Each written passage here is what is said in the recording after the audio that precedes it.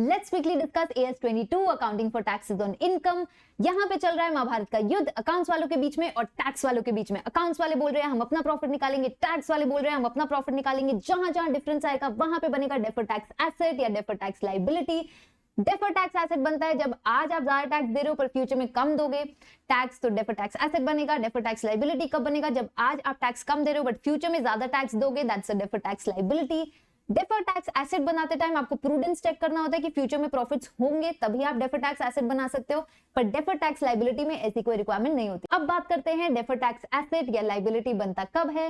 मान लो अकाउंट्स वालों ने बोला कि हमारा करंट ईयर का खर्चा 15,000 है। मैं खर्चे का एग्जांपल ले रही हूँ बट इनकम और एक्सपेंस दोनों में सेम चीज अप्लाई होती है as you can see in the table.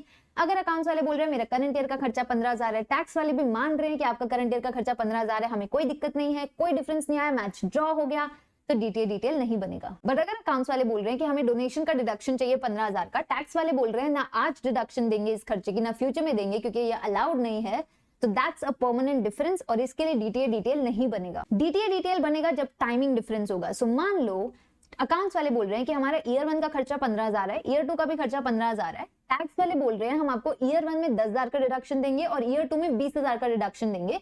Overall accounts और टैक्स दोनों में ईयर 1 और ईयर 2 का डिडक्शन 30,000 है, but this a timing difference. तो यहाँ पे बनता है DTA कि टैक्स वाले आज कम डिडक्शन दे रहे हैं बट फ्यूचर में ज्यादा देंगे, या ऑपोजिट केस कि टैक्स वाले बोल रहे हैं ईयर 1 में 20,000 डिडक्शन ले लो, ईयर 2 में 10,000 ले लेना। तो आज टैक्स वाले ज्यादा दे रहे हैं, फ्यूचर में कम देंगे बट ओवरऑल 30,000 ही देंगे, तो दैट्स अ टाइमिंग डिफरेंस और यहाँ पे बनता है DTA या DTL।